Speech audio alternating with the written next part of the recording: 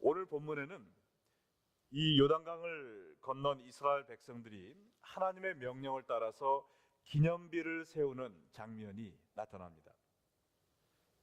여호수아가 이스라엘 백성들과 함께 지난 40년 동안 꿈에도 그리던 가나안 땅에 처음으로 발을 들여놓았습니다.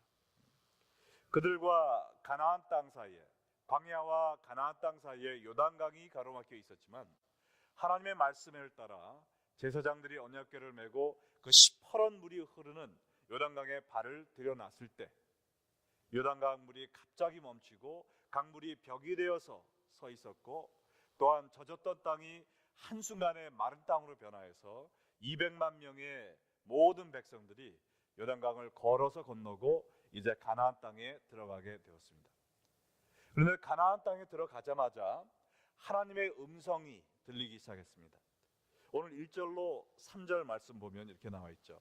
그 모든 백성이 요단을 건너가기를 마침에 여호와께서 여호수아에게 말씀하여 이르시되 백성의 각 지파에 한 사람씩 12사람을 택하고 그들에게 명령하여 이르기를 요단 가운데 제사장들의 발이 굳게 선 그곳에서 돌 12를 택하여 그것을 가져다가 오늘 밤 너희가 유숙할 그곳에 두게 하라 하시니라. 하나님이 원하시는 것이 무엇이었냐면요, 제사장들이 서 있던 그 요단강 정 가운데 바닥에서 돌 12개를 메어다가 갖고 나와서 그들이 첫날 밤 묵게 될 길갈이라는 곳에서 돌탑을 쌓으라는 것입니다. 근데 4절과 5절에 보면 이 하나님의 말씀을 곧바로 순종하는 여호수아의 모습을 보게 됩니다.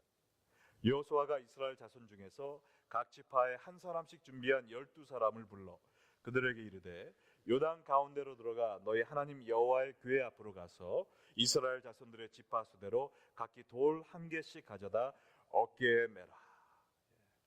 하나님이 말씀하신 것처럼 미리 준비하고 뽑아놨던 12사람을 하나님이 이 목적을 위해서 뽑았노라 하셨구나, 이 말을 이런 생각을 가지고 너희가 다시 요단강에 들어가서 제사장들 옆에 있는 그 돌들을 어깨에 맬 만한 큰 돌을 하나씩 메어 나와라 라고 지금 명령을 했습니다. 오늘 이 시간 여러분들과 함께 생각해 보기 원하는 질문이 있는데요, 하나님은 왜 이스라엘 백성들에게 요단강을 건넌 기념비를 세우라고 하셨을까입니다.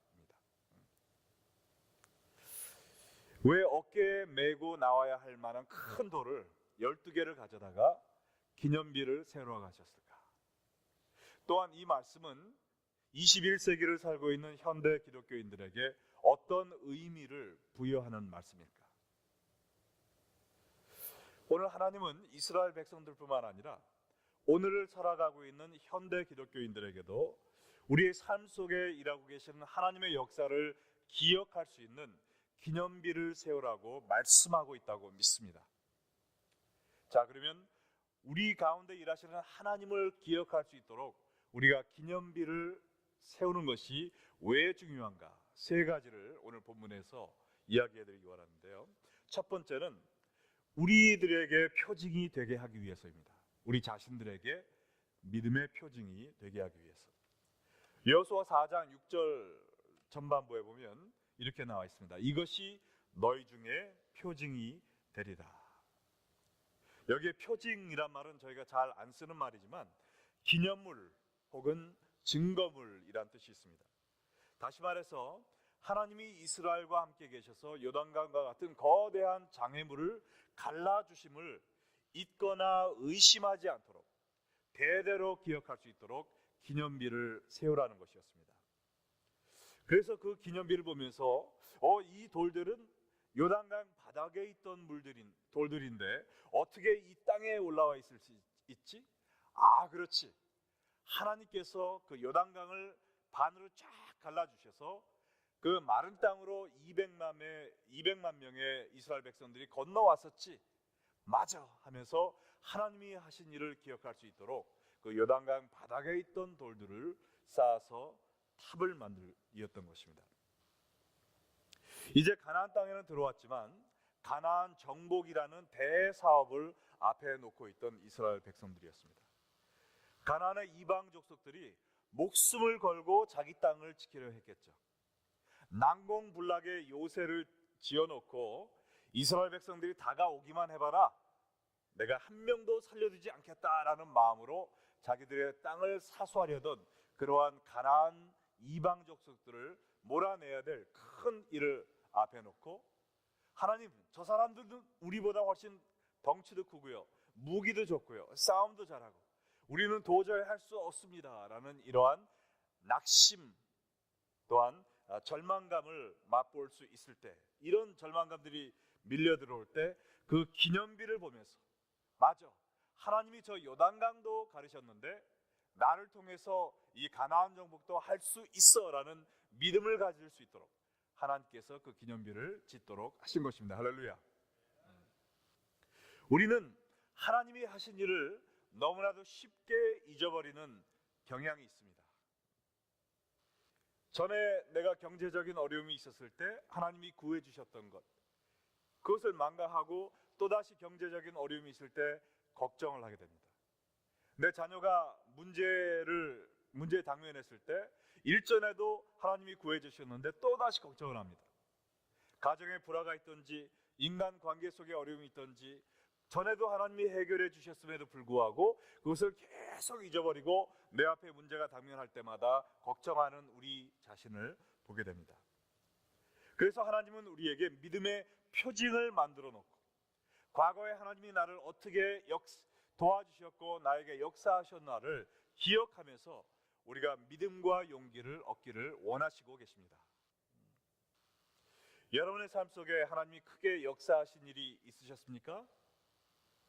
다시 한번 물어볼게요. 여러분 삶 속에 하나님이 역사하신 일이 있으셨습니까? 아멘. 기억 잘하고 계십니까? 이렇게 기억 잘하시는 교인들이 있으니까 하나님 기뻐하실 줄로 믿습니다. 근데 그거를 기억을 잘하도록 우리가 기념을 해야 된다는 것이죠. 그것이 간증문을 써놓는 것이든지, 아니면 집안에 무슨 뭐를 만들어 놓는다든지, 아니면 자녀들에게 그 하나님이 하신 역사를 계속해서 이야기를 해준다든지, 무슨 방법을 쓰든지 간에 내가 하나님이 하신 일을 망각하지 않도록 기념비 같은 거를 쌓아놔야 된다는 것입니다.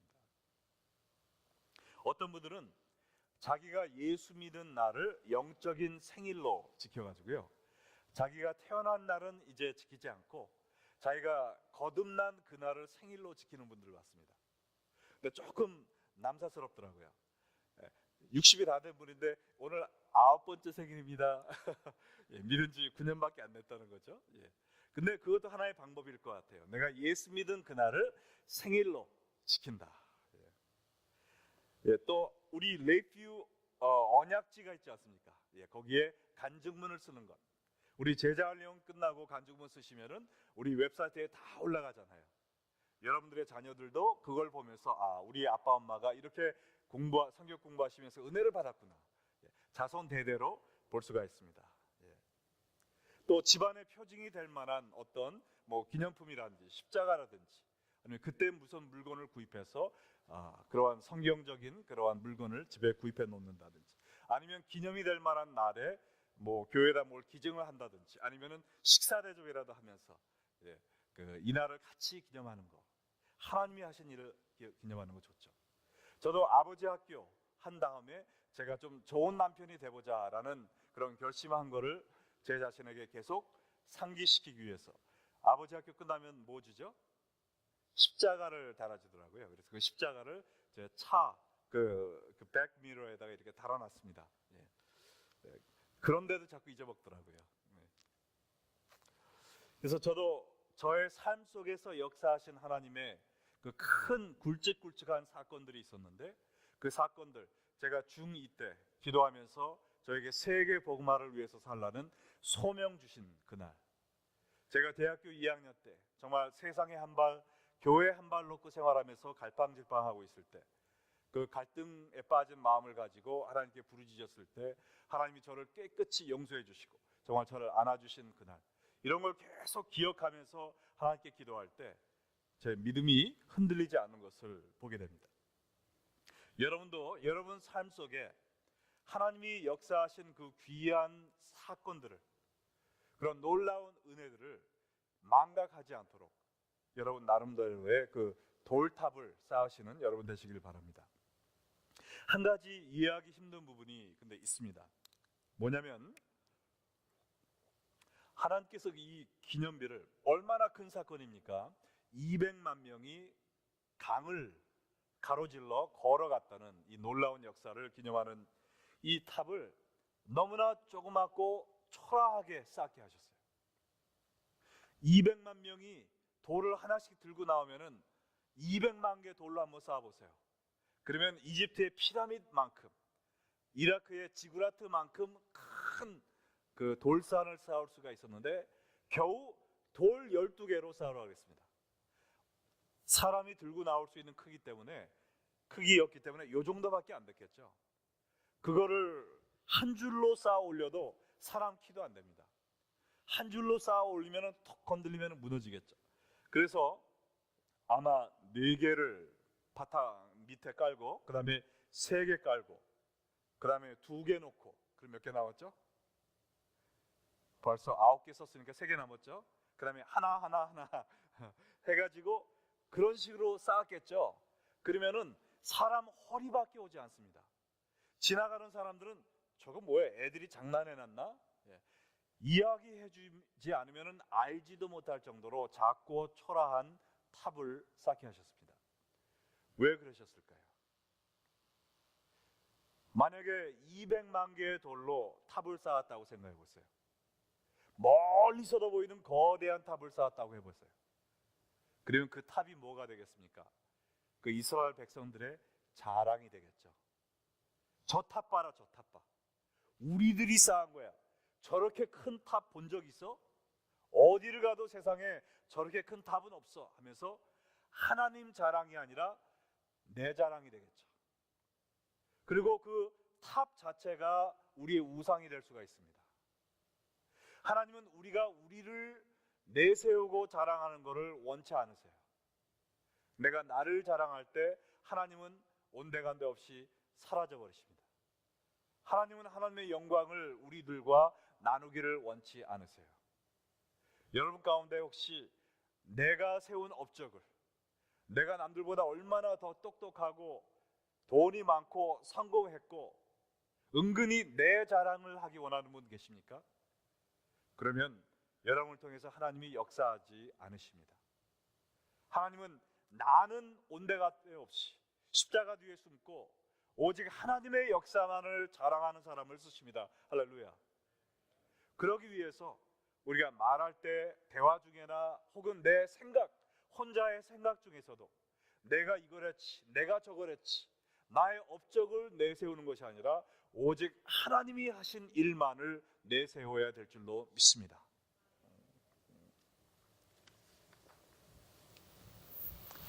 여러분의 삶 속에도 정말 하나님이 하신 일을 잊어먹지 않도록 소박한 영적 기념비를 세우시기 바랍니다. 하나님이 하신 일들 너무나도 많잖아요. 우리가 잊어버리지 않도록 일기장이라도 쓰면서 여러분이 내 가정의 영적 기념비는 무엇이 될 수 있을까 한번 고민해 보시기 바랍니다. 하나님이 이 돌탑을 쌓으라고 명령하신 이유는 첫 번째가 뭐라고 그랬죠? 내게 표징이 되기 위해서.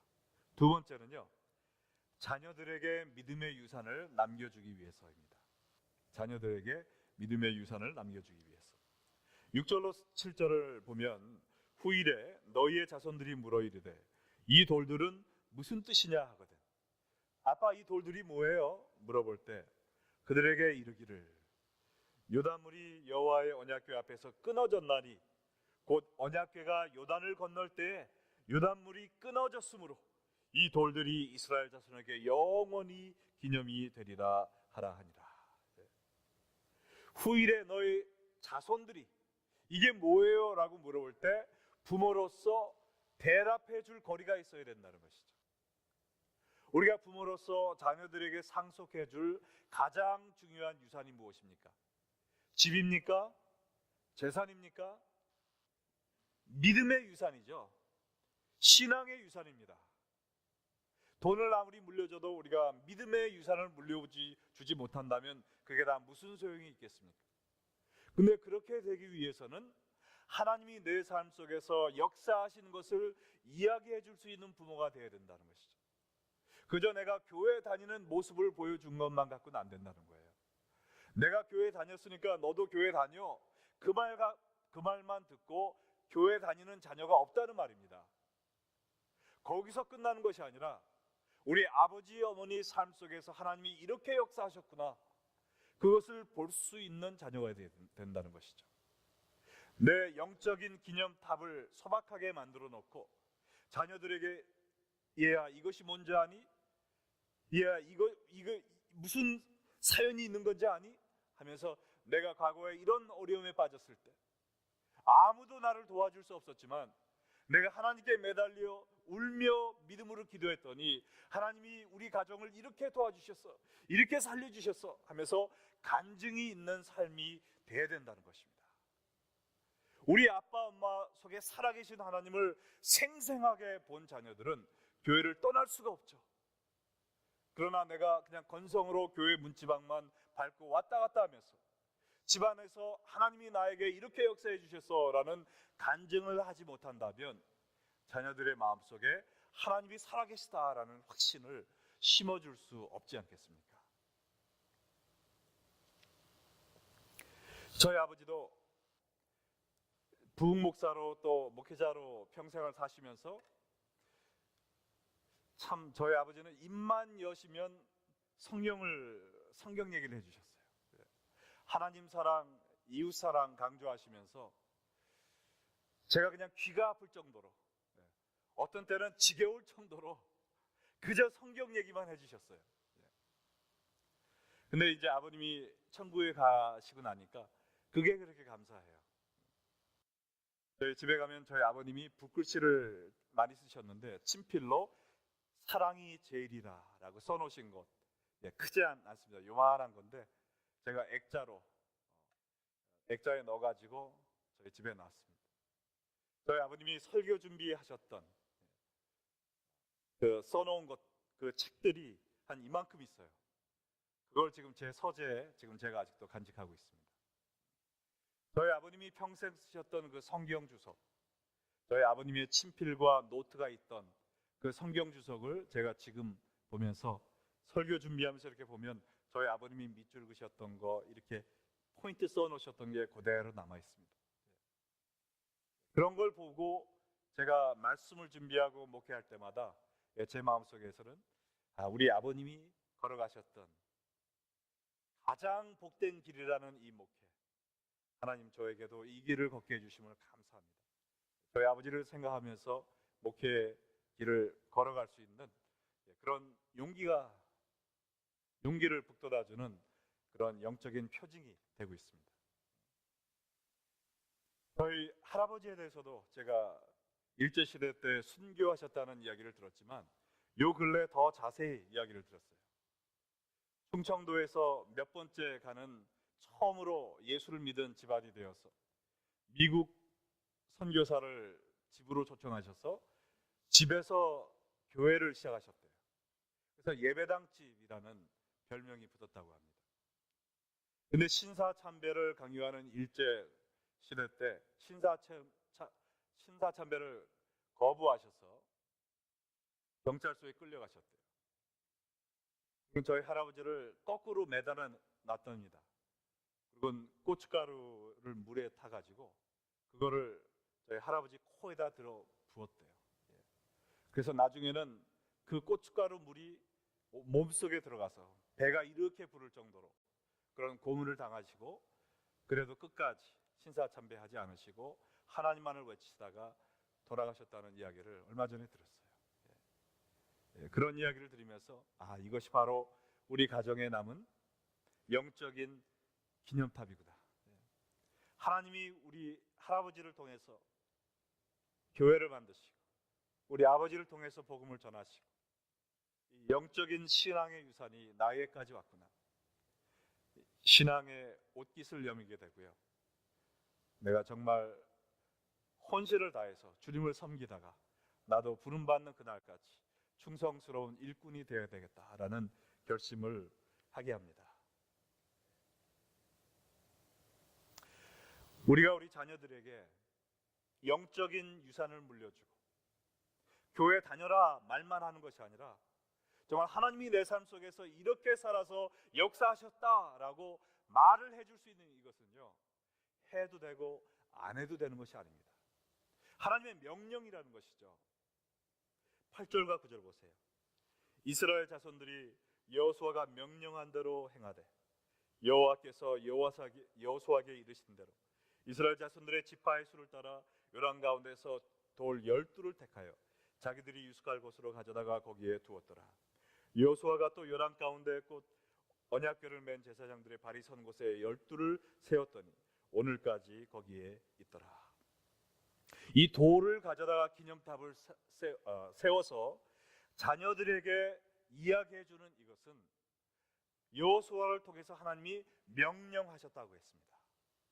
너의 자손들에게 자자손손 이스라엘의 대대로 기념되게 하라라고 명령하신 거예요.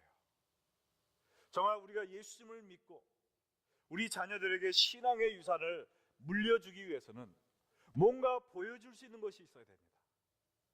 하나님이 나를 통해 이렇게 역사하셨고 나를 이렇게 변화시키셨고 그 결과로 내가 이러한 삶을 살았다라고 간증할 수 있는, 증거할 수 있는 삶이 있어야 된다는 것입니다. 여러분, 정말 미국에서 많은 자녀들이 대학교 가면서 교회를 떠나는 이런 사일런트 엑소더스가 지금도 계속되고 있습니다. 이 세상의 유혹이 너무나 심해서 내 밑에 있는 자녀를 정말 내 밑에 있을 때 신앙을 넣어주지 않으면 신앙을 잃어버릴 그러한 확률이 너무 높다는 거예요. 여러분, 지금부터라도 이 신앙의 믿음의 기념탑을 쌓으시기 바랍니다. 우리가 성경 통독에서 금메달 받는 거 있잖아요. 여러분들 금메달 잘 보이는데 다 걸어 놓으세요. 내 자랑이 아니라 내가 하나님의 말씀을 이렇게 경외했더니 하나님이 나를 이렇게 변해주셨다, 변하게 해주셨다는 그 간증을 할 수 있는 표징이 되지 않습니까? 여러분 자녀들이 아니면 손자 손녀들이 아빠, 할머니 저건 뭐야? 할머니 옛날에 올림픽의 수영 선수였어? 뭐 이런 식으로 물어보면 아니야, 나는 그거보다 더 멋있는 일을 했어. 뭐냐면은 하나님이 우리에게 사랑의 편지를 써주신 이 성경, 내가 1년에 통독하면서 얼마나 은혜를 많이 받았는지 몰라. 그래서 이 성경을 읽었다고 교회에서 이 금메달 주신 거야. 오, 정말? 거기서부터 시작하세요. 제자 훈련 한번 할 때마다 이 성경 공부하실 때마다 우리가 수료증을 드리지 않습니까? 이거 뭐 종이 쪽지 뭐 이거 그냥 버리지 마시고요. 그것도 그냥 벽에 쫙쫙 옛날 상장 받는 것처럼 한번 좀 붙여주세요. 그러면은 자녀들이, 손자 손녀들이 왔다가 할머니 뭐야? 할머니 옛날 1등 했어? 저거 뭐야? 하면은 아니야, 내가 성경 공부를 열심히 했다고 교회에서 주신 건데 내가 저거 하면서 뭐 배웠는지 아니? 하면서 성경 공부하면서 배운 것도 얘기해 주시고, 듣는 어린아이들 마음속에 우리 할아버지 할머니는 진심으로 하나님을 믿는 분이구나. 우리 아버지 어머니는 정말로 예수님이, 하나님이 그 삶 속에 살아 계시는 분이시구나. 이러한 확신이 깊게 뿌리 박힐 수 있도록 우리가 영적인 기념탑을 쌓는 여러분과 제가 되기를 주님의 이름으로 축원합니다. 마지막으로요, 하나님이 영적인 기념탑을 쌓으라고 하신 이유는 모든 사람들이 하나님을 알고 경외하도록 만들기 위해서였습니다. 여호수아 4장 20절, 23절로 24절에 보면 여호수아가 요단에서 가져온 그 12돌을 길갈에 세우고, 사실은 24개였어요. 왜냐하면 제사장들이 서 있던 그 자리에 돌을 쌓아 놓았습니다. 물론 물이 다시 번란했을 때 안 보였겠죠. 그러나 이스라엘 사람들은 마음에 그 기념비를 어디 가든 가지고 갖게 되겠죠. 그리고 그 길갈에 가서 이 돌을 쌓았습니다. 이야기합니다. 너희의 하나님 여호와께서 요단물을 너희 앞에서 마르게 하사 너희를 건너게 하신 것이 너희의 하나님 여호와께서 우리 앞에 홍해를 말리시고 우리를 건너게 하신 것과 같았나니 이는 그 목적이 뭐예요? 땅의 모든 백성에게 여호와의 손이 강하신 것을 알게 하며 너희가 너희 하나님 여호와를 항상 경외하게 하려 하심이라 하라. 우리는 우리 가족들뿐에게 뿐만 아니라 세상 모든 백성에게 여호와를 알려야 될 사명이 있습니다. 믿으십니까? 이 길갈에 12돌을 세운 이유는 모든 백성들이 여호와의 손이 얼마나 강하신 것을 알게 하기 위해서라고 그랬어요. 여기 알게 하다라는 것은 히브리 말로 다하트거든요. 다하트. 다이어트가 아니라 다하트. 이렇게 생각하시면 기억하기 좋죠. 다하트. 이 말의 뜻은 가르쳐주다, 선포하다라는 뜻이 있습니다.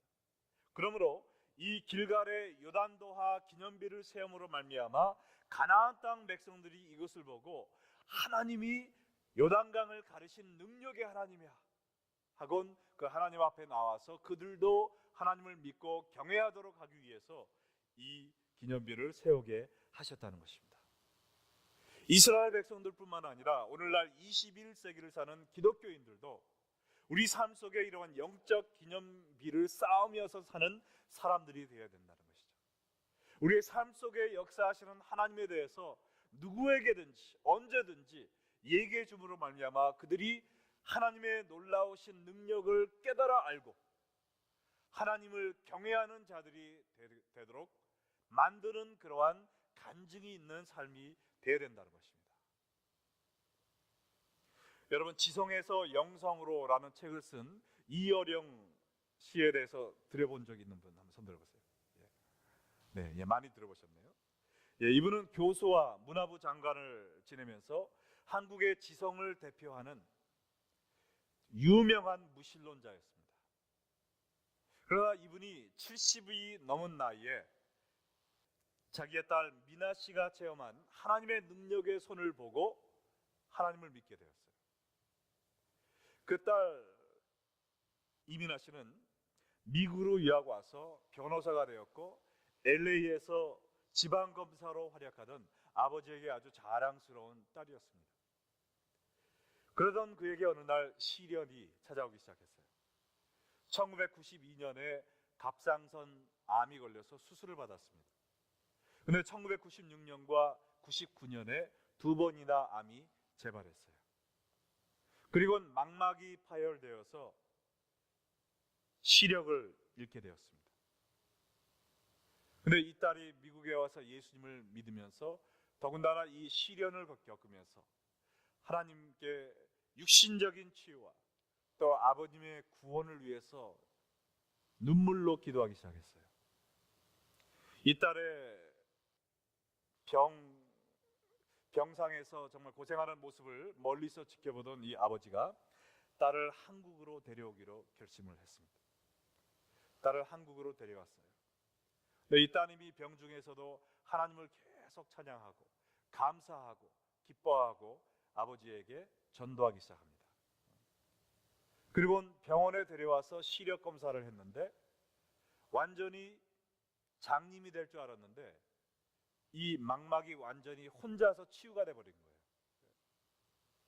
하나님이 눈물의 기도를 들어주신 것입니다. 그리고 이분이 깜짝 놀랐어요. 그리고 이분이 이렇게 이야기했습니다. 딸의 고통 앞에서 아버지가 해준 것은 아무것도 없었지만 딸이 믿어온 하나님은 딸에게 기쁨을 주고 상처를 치유해 주셨다. 딸이 믿는 대상에 대해 지성이 아닌 경배의 대상으로 다가가고 그런 믿음을 딸과 함께 공유하고 싶다. 이러한 간증을 남기고 그분은 예수님을 믿게 되었습니다. 그리고 무신론자에서 이제 복음을 전하러 다니는 사람으로 변화되었어요. 어떻게 해요? 딸의 삶 속에 역사하시는 하나님의 강한 오른손을 보았기 때문에 그렇습니다. 딸의 삶 속에 있는 돌 12개의 영적인 기념탑을 보았기 때문에 이 지성만 믿고 자기 자신을 믿던 사람이 와르르 무너지며 하나님 앞에 경배하기 시작한 것입니다. 정말 우리 그리스도인들은 믿는 사람들에게 우리 삶 가운데 살아 역사하시는 하나님을 보여줄 수 있는 간증이 있어야 됩니다. 여러분에게 누가 찾아와서 하나님이 정말 살아계십니까? 하나님이 당신의 삶 속에서 어떻게 역사하고 계십니까? 내가 하나님이 있는 것을 어떻게 믿습니까? 라고 물어볼 때 여러분이 나눌 수 있는 간증이 있습니까? 성경 말씀이 내 삶 속에서 이렇게 살아 움직이고 있습니다. 하나님이 나를 이렇게 바꾸셨고 우리를 이렇게 살리셨고 나의 삶의 목적을 분명히 해주셨고 하나님을 통하여 우리 삶 속에 이런 역사가 있었습니다. 삶의 간증이 있으십니까? 정말 우리는 날마다 하나님을 체험하며 사는 사람들이 되어야 되겠습니다. 그리고 나의 신앙만 지키는 것이 아니라 이러한 영적인 기념탑을 가는 곳곳마다 싸우면서 내 자녀들이 내 삶 속에 살아있는 하나님을 보고 하나님을 부인할 수 없도록 주님을 섬기지 않고는 배길 수 없는 그러한 열정을 가진 자녀들이 되기를 주님의 이름으로 축원합니다. 여러분의 삶 속에 살아 움직이는 하나님을 보면서 여러분 주위에 있는 직장 동료들이 또 온 가족 친지들이 선교 가는 곳곳마다 여러분이 가는 곳곳마다 그리스도의 향기를 품어냄으로 말미암아 많은 사람들이 더 많은 사람들이 하나님을 믿고 하나님을 경외하는 그런 놀라운 일들이 생기기를 주님의 이름으로 축원합니다. 이 시간